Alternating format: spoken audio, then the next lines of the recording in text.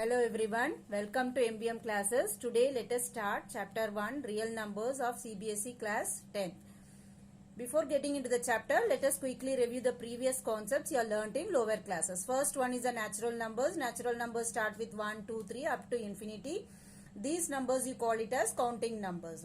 Next comes the whole numbers. Whole numbers are the natural numbers along with the number 0. You call it as whole numbers. Next is integers. Integers are the combination of positive natural numbers, negative natural numbers along with the number 0. Next comes fractions. Fractions are of the form a upon b, where a and b are natural numbers and b is not equal to 0. A can be whole number also. Next comes decimals. When you divide the fractions, you get a decimal number. So the entire set of fractions, integers and decimal numbers together you call it as rational numbers. Rational numbers are of two types, that is terminating rational number and non-terminating repeating rational number. This you have learnt in 9th standard. What are terminating rational number? Terminating means it will stop. For example, if you are going to take 1 upon 2, the value of 1 upon 2 is 0.5. After 0.5 you are not having any number, that is it is stop. So you call it as a terminating decimal. Next one is non-terminating repeating decimal. Example 1 by 3. If you divide 1 by 3, you will get the decimal value as 0.333, where 3 is getting repeated again and again. So you call it as non-terminating, and 3 is repeated, so you call it as repeating rational number. This non-terminating repeating rational number can be converted into a rational number. Next one is irrational number. Irrational number is of the form non-terminating and non-repeating. You also call the numbers which are not rational are called as irrational numbers. Example root 2, whose value is 1.414 ... Since this number is non-terminating and no numbers are getting repeated again and again, you call this number as irrational numbers. So the entire set of rational numbers along with the irrational numbers, you call it as real numbers. So now considering this number line 0, on right hand side you have the positive x-axis, and on the left hand side you have the negative x-axis. This entire number line is a combination of rational numbers and irrational numbers. All the numbers are there in this number line. Our next topic is Euclid's division algorithm. What do you mean by algorithm? Algorithm is a sequence of computational steps. Division means division of numbers. And Euclid is a famous mathematician who designed an algorithm to find out the HCF of two natural numbers. In your earlier classes, you have found different methods to find the HCF of two numbers. First method was by factors. Second method was by prime factorization method. Third is the continuous division method. And now you are going to learn the Euclid's division algorithm. This Euclid's division algorithm is based on this method only, that is the continuous division method. Now let us take two numbers. A is equal to 12 and B is equal to 3. How will you find the HCF of these two numbers? Earlier we are doing prime by prime factorization method. Let us do the prime factorization. 2, 6, 2, 3, 3, 1. And here 3 is divided by 1 time. So now you write the factors of 12. 2 into 2 into 3. And 3 as 3 into 1. So what is the common factor over here? 3. So HCF was 3. This was the method you followed in earlier classes in your lower classes. Now Euclid's are defined a different method, that is called algorithmic method, based on Euclid's division lemma. Next is Euclid's division lemma. What do you mean by lemma? Lemma means fact. This is related to the set of the divisibility of natural numbers. It states that any natural number A can be divided by another natural number B, leaving a quotient Q and a remainder R. So this is nothing but in your earlier classes you have learnt there is a dividend, divisor, quotient and remainder. Suppose if you are dividing two numbers, say let us take A is equal to 6 and B is equal to 3. When you are dividing 6 by 3, what is the answer you are getting? 2, 3s are 6, So this 2 you call it as a quotient and r as a remainder. The same was stated by Euclid's division lemma, but he is saying it in this algorithmic way, that is a is equal to bq plus r. So he uses the form a is equal to bq plus r, where a is the dividend, b is the divisor, q is the quotient and r is the remainder. Also he says the value of r can be either 0 or value of r is always greater than or equal to 0 and less than b. It cannot be greater than b. So you can take one more example and see. Suppose I am going to divide 12 by 5. What is the answer I am getting? So this 12, let me divide 12 by 5. So 2 5s are 10. What is the remainder I am getting? 2. So you are able to observe over here, this remainder 2 is less than 5. So that is why he stated r is equal to 0. Either the remainder can be equal to 0 or the remainder is greater than or equal to 0 and it is always less than b. It should be less than b, that is less than the divisor. It cannot be greater than the divisor or it cannot be equal to divisor. Now this Euclid's division lemma provides a stepwise procedure to compute the HCF of two numbers. This Euclid's lemma provided a stepwise procedure to compute the HCF of two numbers. This stepwise procedure is known as Euclid's algorithm. So have you understood what is Euclid's algorithm? The stepwise procedure for finding the HCF of two numbers was given by Euclid's lemma. This is called Euclid's algorithm. So let us see an example now. Now let us see the steps used in Euclid's division algorithm. First one is applied Euclid's division lemma to a and b to find the whole numbers q and r such that a is equal to bq plus r. This is nothing but two numbers will be given to you, a and b, for dividing. For example, if you are going to divide 6 by 3, 6 is your a and 3 is your b. After dividing, you will be getting two numbers. One is 2, that is q. The other one is r, which is the remainder. So these are, after getting the remainder, we have to check whether it is 0. If it is 0, we will stop the division over here. If it is not 0, we will proceed the division. That is the second step. If r is equal to 0, then the HCF of a comma b will be equal to b.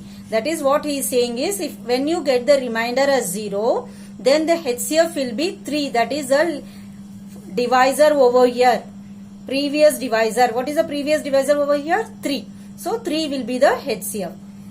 If r is not equal to 0, apply Euclid's division lemma to b and r.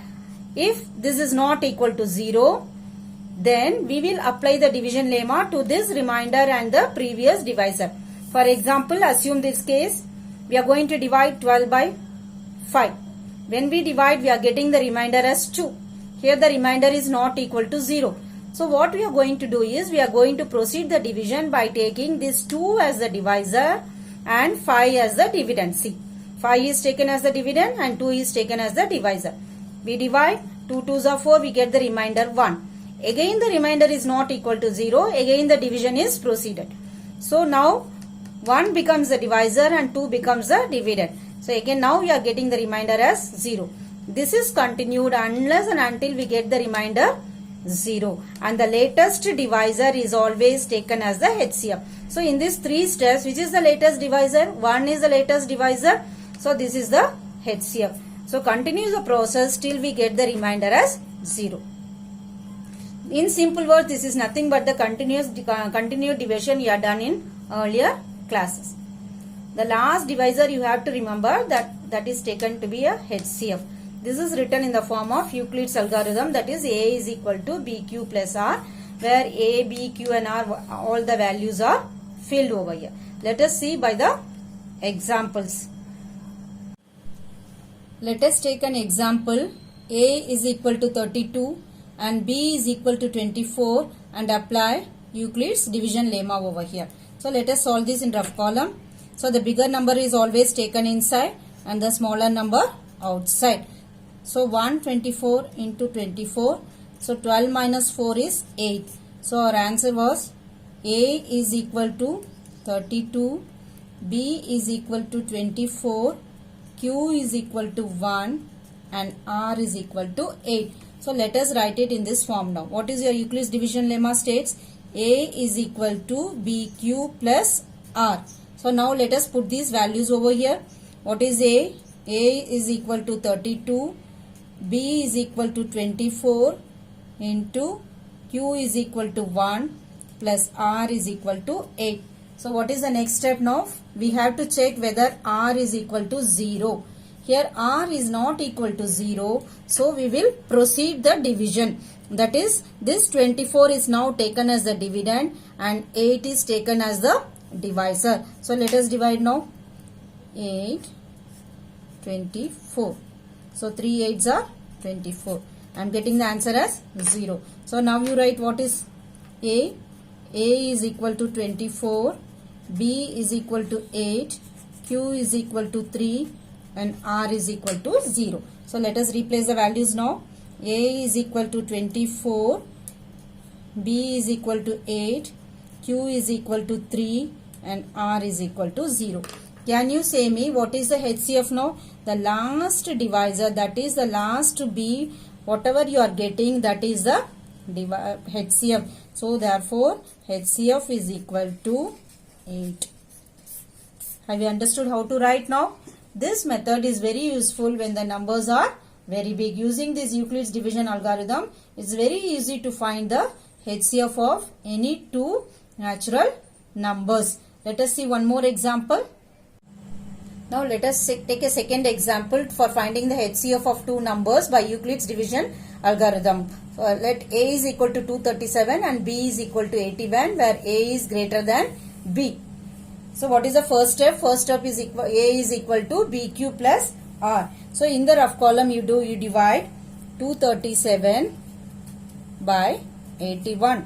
So you will get 2 times, which is equal to 162. So the remainder will be 75. Now the remainder is not equal to 0. So we will proceed the division. So first let us write what is A. A is 237, B is 81, your Q is 2 and R is 75. So we will go and fill the values over here. So A is 237 equal to B is 81 multiplied by 2 plus R is 75. So next we will proceed for the next division. That is, we will divide 81 by 75. It will go for one time. We will be getting the remainder 6. Again R is not equal to 0. So we will proceed the division. So before proceeding the division, let us write the values. A is equal to 81, B is equal to 75, Q is equal to 1 and R is equal to 6. Here 81 is equal to 75 into 1 plus 6. We will proceed the division. So 6, 75. 12 6 are 72. So the remainder will be 3. Again not getting 0. So we will fill the values. What is A? A is 75. What is B? B is 6. Q is 12 plus 3. Again proceed the division. 2 3s are 6. Now you are getting the remainder as 0. So we will stop the division over here. So the latest divisor, the previous divisor is your HCF. So you will write it over here.